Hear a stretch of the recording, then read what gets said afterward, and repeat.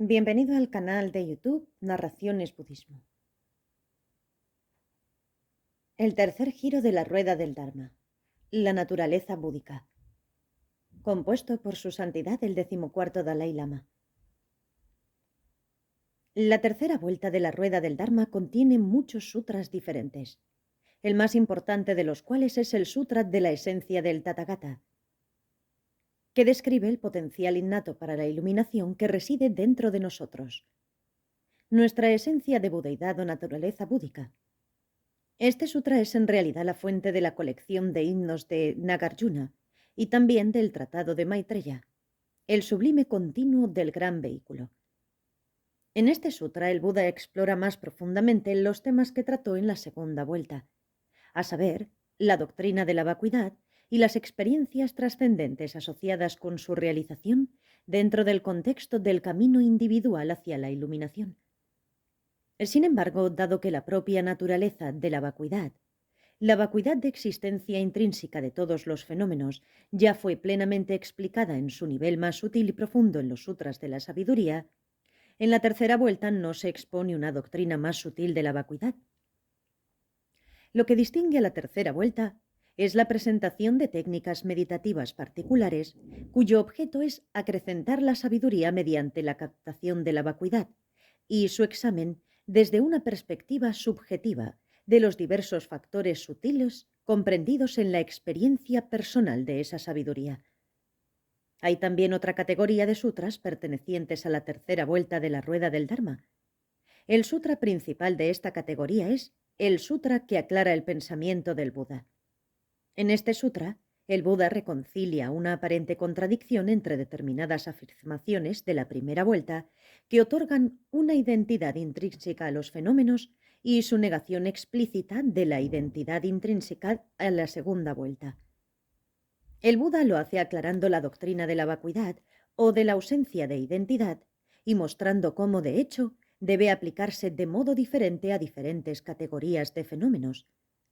Según este punto de vista, hay que entender la existencia repartiéndola en tres clases: fenómenos atribuidos, fenómenos dependientes y fenómenos plenamente establecidos o últimos. Fenómenos atribuidos se refiere a los fenómenos que sólo existen como conceptos atribuidos en relación con otras entidades que poseen una realidad más autónoma. Comprenden las entidades abstractas, tales como los universales, las relaciones, los fenómenos negativos, como la mera ausencia de algo, etc. Los fenómenos dependientes se refieren a todas las cosas y acontecimientos que acceden al ser como resultado de causas y condiciones.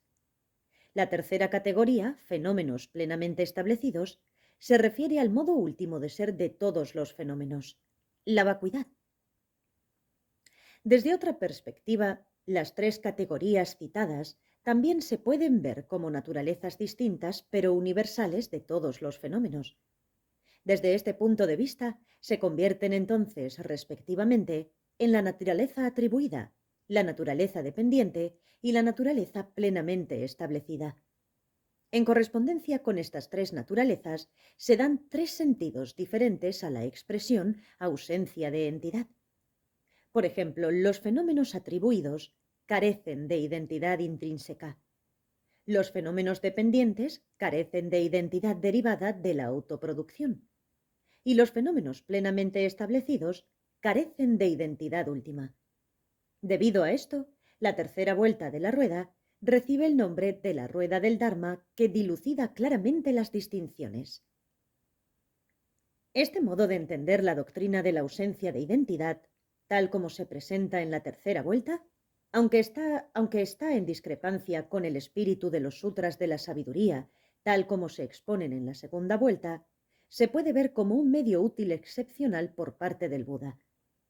En la segunda vuelta, el principio de la ausencia de identidad se describía como una doctrina universal formulada explícitamente en términos de la vacuidad de existencia intrínseca de todos los fenómenos. Sin embargo, esta visión de la vacuidad puede parecer demasiado extrema para muchos practicantes, y así puede quedar más allá de su capacidad de comprensión.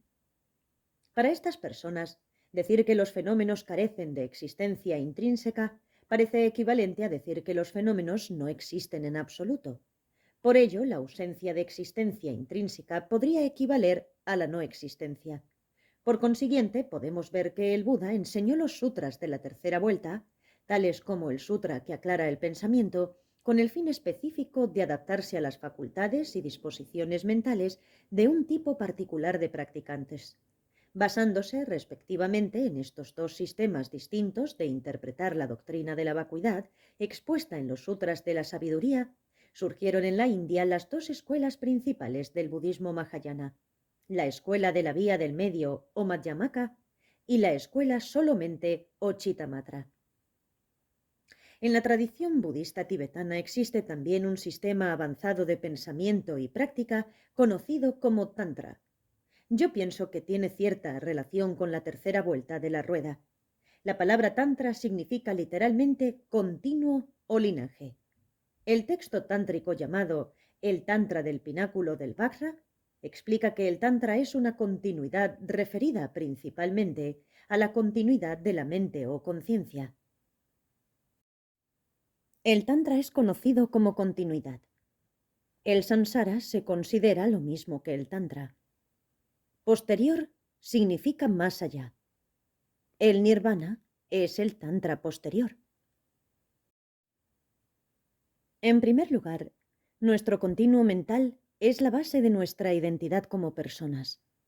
Es sobre la base de este continuo como, en el nivel corriente, cometemos acciones contaminadas que nos impulsan a dar vueltas y más vueltas en el círculo vicioso de la muerte y el renacimiento.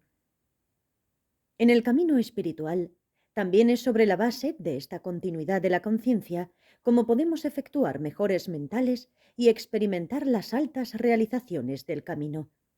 Finalmente, es también sobre la base de esta misma continuidad de la conciencia que a menudo se identifica con la naturaleza búdica como podemos alcanzar el estado último de omnisciencia. En otras palabras, el samsara, nuestra existencia condicionada en el ciclo perpetuo de las tendencias habituales, y el nirvana, la genuina libertad con respecto a esta existencia, no son más que manifestaciones diferentes de este continuo básico. Así, esta continuidad de la conciencia está siempre presente. Este es el significado del Tantra, de la continuidad. Creo que existe una íntima relación entre las enseñanzas del Tantra y la tercera vuelta de la rueda del Buda. Como podemos ver, el Tantra es un sistema de pensamiento y práctica cuyo objetivo principal es hacer manifiestas las potencialidades latentes de nuestra continuidad básica de conciencia. Y esto es también el fin último de las enseñanzas de la tercera vuelta. De hecho, si examinamos atentamente las enseñanzas de la segunda y la tercera vueltas, podemos ver elementos significativos que anuncian el camino tántrico. Tomadas en conjunto, estas dos vueltas proporcionan un valioso puente entre las enseñanzas de los sutras y las enseñanzas de los tantras. Por ejemplo, el principio hermenéutico de autorizar dos lecturas diferentes de los sutras de la sabiduría, esto es, la lectura explícita referente a la doctrina de la vacuidad y la lectura implícita que muestra las fases del camino asociadas con la experiencia personal de la vacuidad, prepara el camino para la aceptación de la idea de las diversas interpretaciones de un mismo texto, concepto crucial para comprender las escrituras tántricas. De modo similar, al mencionar el tema de los niveles variables de sutileza en la experiencia personal de la vacuidad desde la perspectiva de la mente subjetiva, la tercera vuelta abre la puerta al análisis, en el Tantra, de los numerosos niveles de sutileza en la conciencia de la persona y de su relevancia para la actualización de diversos estados trascendentes. Gracias por escuchar. Si quieres contactar conmigo, puedes hacerlo a través de la página de Facebook Narraciones Budismo.